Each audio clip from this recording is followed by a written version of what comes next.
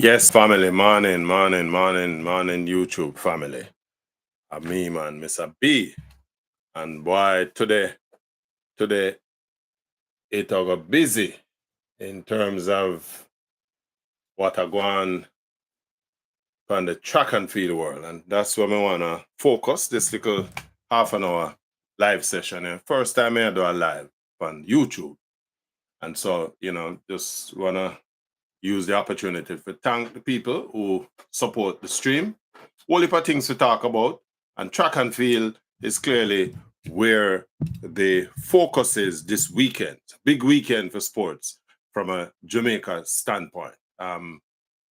In the first instance, right here in South Florida, we have the Miramar Invitational, the 2023 version, and Miramar is just around the corner from me. So I'll do a quick live and then I'll go down on the Miramar Parkway for go take in the track event. But more importantly, wanna also focus to, as I say, a whole heap of things are going. There's a Carifta Games which opens up in the Bahamas this morning. I think the first event should have started by now. The 100 and so on, and of course Jamaica has sent a massive delegation of school athletes, high school athletes, some of whom this is their basically last parados as a high school athlete, and kind of preparing themselves for the Jamaica trials, which comes up in another couple of months as the Jamaica look to select a team to go to the World Championships. Jamaica, we have a whole heap to be proud of as a track and field country. There's no question about that. In fact, there's an article somebody brought me attention earlier on today, where Glenn Mills was answering some questions from a observer um, reporter who was talking about expectations on the part of Jamaicans and Jamaican high school athletes in particular, and how they the public's expectations of them. And I guess that comes against the background of Alana Reid, who ran 10.92, a phenomenal time for a youngster, 17, 18 years old. And of course, Buwaji and Krume, who ran 9.99 seconds, both of them accomplishing this at champs in the 100 meters. And of course, as Glenn Mills pointed out quite rightly, it speaks to the the prowess of Jamaica as an athlete producing island. And as Mills also went on to say that, as far as the prospects goes in terms of the talent pool that Jamaica has, he don't see that is gonna change in a negative way. So certainly not anytime soon. That champs is basically a sort of a barometer, a test, an indicator of the level of and the pool of talent that exists in the country. And we need to feel good about that. Um, he also went on to talk about the expectations. And of course, I know Mills a long time. I went to Camperdown. Mills been coaching Camperdown High School track team for a while. And then he went on to bigger things. Of course, Racers Track Club being the paramount part of that. But Mills was cautious, careful enough to point out that young athletes need to be cautious in terms of trying to live up to the public's expectations. The reality, though, is that John Public is always gonna be having expectations. People want, there's this mistaken view that if an athlete run a fast time today, that tomorrow if him go up on the track, he or she should still be able to run an equally fast time as well. And so, those are the things that the athlete needs to guard against. For me, I agree with Mills that the athlete need to just take it one day at a time, one meet at a time. Um, find a focal point and stick to it. If your objective is to develop your ability as a track athlete, focus on that. Don't really follow the crowd. I mean, we live in this social media driven age. And so, we have to be very, very careful that you are not led by the expectations of the public. Granted, that's all part and parcel of what drives the interest. Um, and so I am, kind of careful in terms. I never try to push too much in terms of expectation on an athlete, young or otherwise, because each meet, each race that you run is going to be governed by the factors that affect that race at that point in time. And so athletes just need to stick to your game plan, follow the instructions of your coach, and so on. There's another argument that is doing the rounds because again, Buwaji is contemplating um, going pro. And, you know, uh, on the opposite end of the spectrum, there's Alana Reed, who is going off to school in the States. Can't remember immediately where the college is, but she is a recipient of a scholarship and is heading out here into the United States immediately after her sojourn with Carifta to take up an athletic and academic scholarship. Um, Most people seem to be of the view that athletes, student athletes really need to pay attention to their education first. I have a different point of view. I think that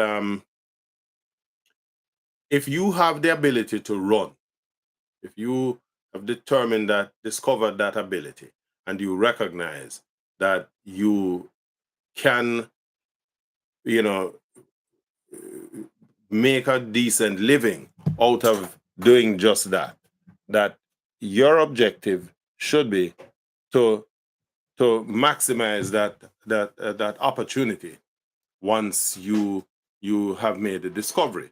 Your job is to try and capitalize, because let's face it, the life of a typical athlete, regardless of your sport, is usually around 4 to a maximum of 6 years. I don't think we should allow ourselves to be lured into this sense of longevity. Jamaica, we have a number of athletes who have been on the circuit. Shelley and Fraser Price is a good example of that. Has been on the circuit for almost 14, 15 years. But we need to appreciate that people like a Shellyan, people like a VCB, a Usain Bolt, Nesta Carters, etc. Those are what I would consider as the exceptional athletes. It is the exceptional athlete that is running or playing or participating in a sport 10, 12 years after the first entry. The average athlete, by the time they get to year 6, them done. And if you don't believe me, just go back and look on the numbers. Look at the athletes that we produce over champs. People say, "Oh, we're burn out the athlete them because them run go turn pro and this and that." And by the time them get to a certain age, you're nothing from them. Um, that's just the law of averages that govern any kind of high intensity participation sport. So the athlete who leave high school and goes pro or goes to college and run on the college circuit, it's a natural thing that within a 3 to 4 year span, they're going to disappear. And if you don't believe me, just go back and do an assessment, an analysis of the talent that we have produced over the years and the names that you constantly see when the schedule of representatives that is selected to participate at a meet, regardless of where that is selected. It's the same set of athletes because they are the ones who have been consistent. The Usain Bolt is a phenomena, Shelly Ann a phenomena, even Elaine Thompson, and it might, and I don't say that in a negative way. Elaine is perhaps a great example of an athlete who is exceptional, but is not spared some of the bumps and bruises that comes with the rigors that comes from the sport that she participates in. So, you have seen that. Yet Elaine Thompson Hera has 5 Olympic medals. Not a lot of countries have an athlete who have that kind of resume. You know, but this is Jamaica, and we have this penchant for just producing exceptional talent. Champs is a incubator, but Champs also function as a stepping stone for the development of our Jamaican high school nationals. While a few of them is going to make it into the professional ranks and will continue to represent the country, the majority that Champs produces, it will go on to get a college scholarship.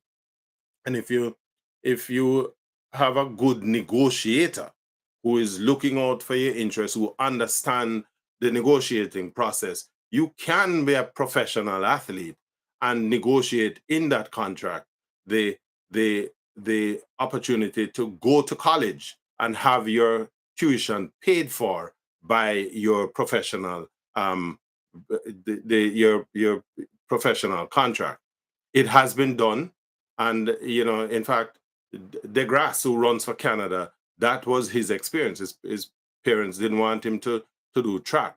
And, but his management team negotiated a good arrangement for him, and he turned pro. And in that arrangement, he had the benefit of an academic scholarship, so that in the period when he got injured, there was provision in there to take care of him and to nurse him over those injuries. And so it can be done. The problem is that while we in Jamaica have produced a lot of athletic talent, what we lack is the people with the administrative capabilities to negotiate those contracts to the benefit of the athlete and the country overall. So, just want to leave those thoughts out there. As far as the Miramar Invitational is concerned, that's going to be a humdinger. You will remember a couple weeks ago where Brianna Williams was kind of left down the track by Tina Clayton in that 200 meters at the National Stadium. And so she is going to be up against a couple of Americans on track at Miramar today. Let's hope that the metal that she has demonstrated over the years, that she will dig in deeply. It's still early in the season, and so a lot of these athletes are using these meets to sort of gauge where they are.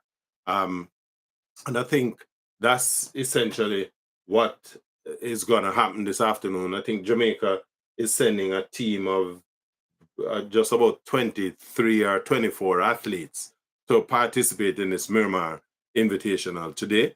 And of course, heading that team is none other than, the big gun, Sherika Jackson, and this kind of is our outdoor season opener, if you will, where I suspect she is going to be running the 400 meters. Me personally believe that Sherika will break that 200 meters world record. I think everything that, as far as our developmental progress has been concerned, is pointing to that. And so I am not going to be surprised if before we get to Paris in 2024, that Sherika Jackson will own that 200 meters world record. But again, it's a season opener.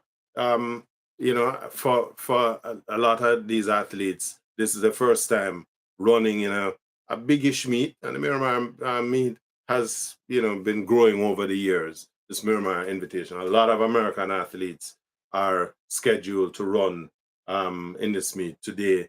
I think external to that, in the Shelley also opens her season in on the continent, Africa.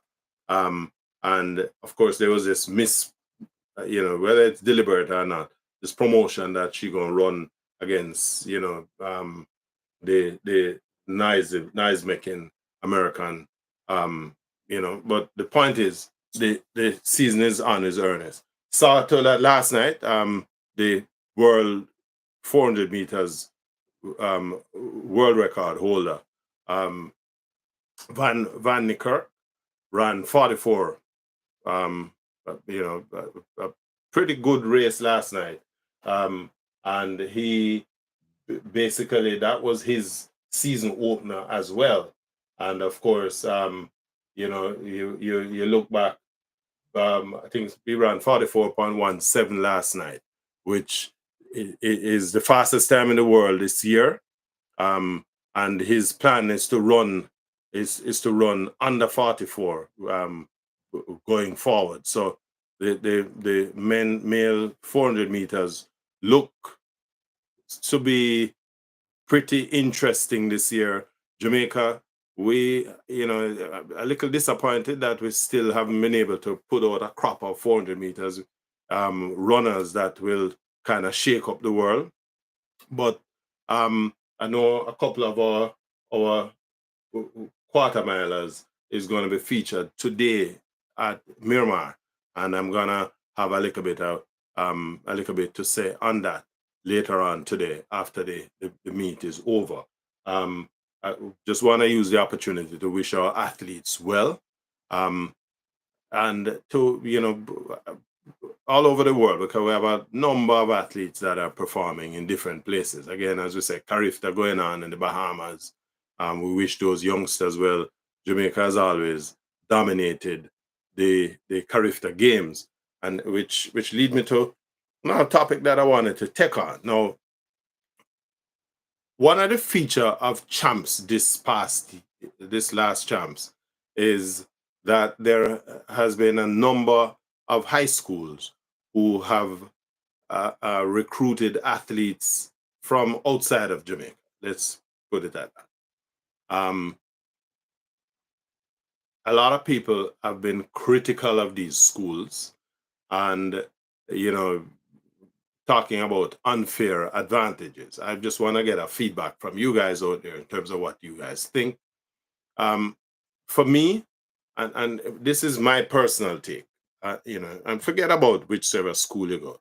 As a Caribbean region, the Anglophile, um, the archipelago of Caribbean islands, we have commonality in terms of language and culture and so on. Most of these islands don't have the wherewithal to develop athletic talent. That is not to say that Jamaica have this in spades in terms of the talent, and more importantly, Jamaica has developed the kind of infrastructure to deliver this significantly over decades. Trinidad, Barbados, the Grenada, St. Lucia, Antigua, a lot of these islands, they too are producing athletes, but they just don't have the infrastructure. I think Grenada probably comes the closest. Um, Trinidad has infrastructure, but don't have the management infrastructure. That exists in Jamaica. And one of the feature of CARICOM, I was a young man I was in Trinidad in 1973, 74, when the Treaty of Chaguaramas was signed, which brought CARICOM into existence. And the purpose of CARICOM is that, that oneness. And so if we have the ability, why be selfish about it? I believe that it is a good thing that we are able to share our knowledge and bring these young athletes from these islands into Jamaica to to um, to help them with their development. It also helps our own Jamaican athletes. The more we can expose our athletes to varied talent, is the better it is going to be. And so I am I have no issue with bringing these athletes in. You know, people may say, but you're going all of Africa now if we bring in um, athletes and so on, and the idea is to win. Well, the jury out on that one. Everybody like to win. I think it is up to ISA to make the determination as to whether the extent or the degree to which we should participate in those things. But one thing that I am clear on, if we can help the development of athletes from other jurisdictions who just don't have the facilities and the infrastructure that we have been able to put together, I think it is up to us. The onus is on us as an island to contribute to that development, to help contribute to the development of those athletes. You know, we shouldn't be selfish with the gifts that we have, been blessed with. And I don't think it is going to negatively impact Jamaica's athletics development, but it certainly will positively impact the development of athletics in the region.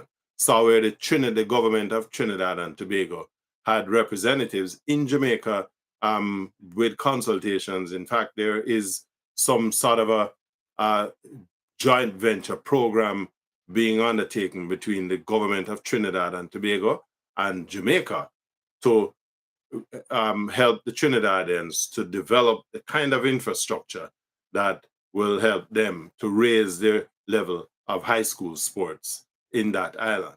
And I think that's a good thing. We cuss and knock Jamaica when we not do too good. But here is something that we can give to somewhere else. Will it impact us in a negative way? I don't think so. I believe that we will always be producing the kind of talent that we are seeing coming out of champs.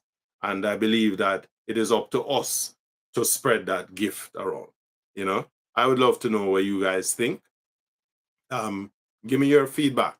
The one thing that I would ask is that, and I know a lot of the high schools are doing it. I know KC, Guilty, JC, some of the other schools have been doing it. We probably don't recognize the extent to which this is happening in Jamaica because we only focus on probably the top 2 or 3 schools at championships. But there are a lot of other schools who are bringing in athletes from the region. And I think at least 2 of these athletes went to Hydel. A couple of them, Jago, Jamaica College is another one. And so it's happening. I believe that we are only going to be better off as a people for, blessing others with the gift that we have. One of the things that we need to keep in mind. In the 1970s, the Cuban government made 2 gifts to Jamaica.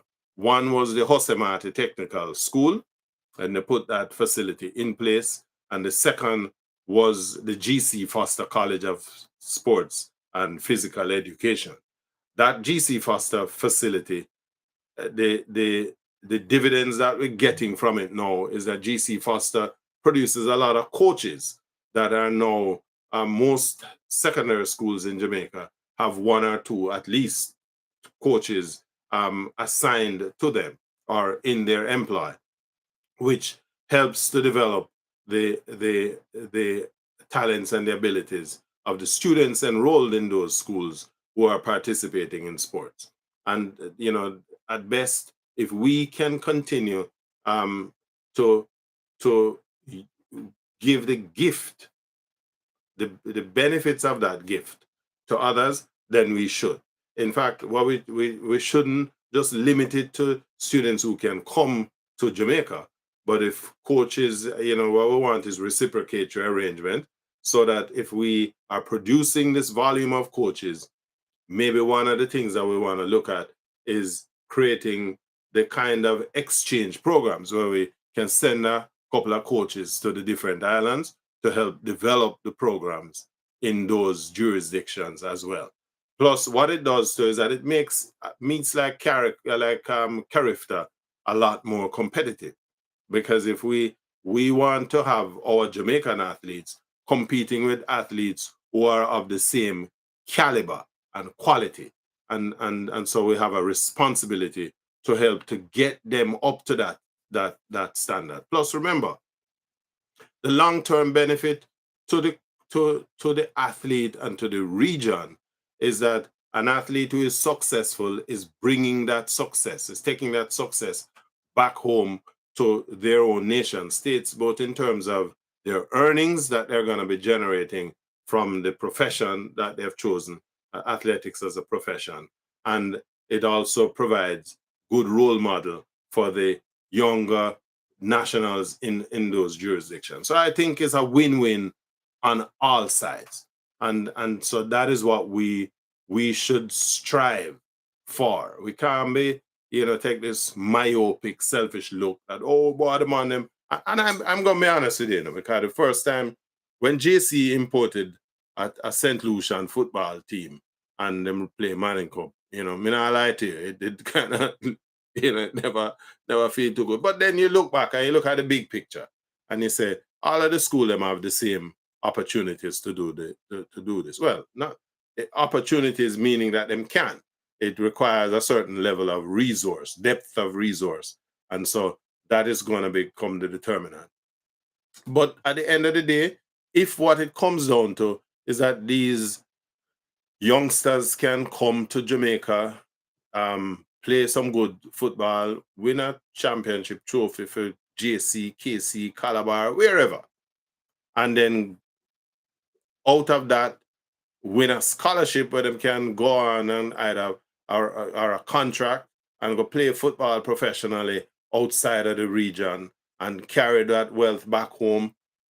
Again, as a region, we have benefited. And so that is kind of the way I think as a rational person that you want to look at this thing. It can't be that we just say, boy, the man them are bring people from outside and them are take the space of Jamaicans. There are some 38,000 Jamaican youngsters enrolled in secondary schools every year. So we now bring 38,000 people coming at the place, And in any event, these student athletes, if you want to call them that, them still have to prove themselves because the young Jamaicans are still going to be, trying out for these teams. And so if you bring a youth come in or, and them, you put them on a trial and them fail, it is more competition to the domestic crop. And again, I believe that you can only benefit. It's a win-win either way, Want to big up the old boys, the past students associations of the high school, secondary schools in Jamaica, for the excellent job that they have done in supporting their alma maters. And to just hope that we all continue that, and you call a friend who is not a member of your alma mater thing, so that them can get involved, because the more eyes that is on this thing is the better it is going to be. And I'm gonna leave you with a parting shot. There was and I've spoken ad nauseum about this incident at Champs with the KC Calabar thing. One of the things that really, it kind of surprised me in a way was the attitude of my fellow Kingston College past students in terms of, my own take on the incident is that they should have allowed the suspension of the KC athlete. Athletics is not a contact sport. You already banned the Calabar. You disqualified him for the interference. But when the victim of the interference is provoking a fight and a physical altercation, that is an immediate banning offense. And I don't care that he would have impacted negatively the school's participation in the events that he would have been scheduled to run. That's the price you pay for indiscipline. And so if we can teach our youngsters, right from wrong and enforce this business of understanding right from wrong, we'll make a sad mistake, right? Let me hear your thoughts, Give me your feedback, the the comment section of the video. And as I say, look out for more from me at a later date. May I go down to Miramar now, go take in the Miramar invitation, right? And again, I just want to thank the people who support the stream over the period, who have been supporting the channel. If you have not yet done so, I'm gonna encourage you to, subscribe to the channel so that when we do stuff like this, you'll be the first to get a heads up. And also, we would like to get you guys feedback at all times. That feedback tells me, give me your thoughts as well. Remember, this is just my opinion. My opinion is inscribed in a stone, right? And so, together we can build this. May I also invite you to just take a look at my websites at yaawdmedia.com, yaawdabroad.com. Join me at Yaawd Media every Wednesday and Saturday. In fact, tonight at 8 o'clock, I'm going to be doing a 2-hour spin where we talk about some of the events of the Miramar thing. We're going to talk about some social events, and we're going to play some wicked music coming out of Jamaica over the last couple of years, right? So see you later, right? And that's YAAWD, Yaawd Media, yaawdmedia.com, the Jamaica Mix. See you later. Respect.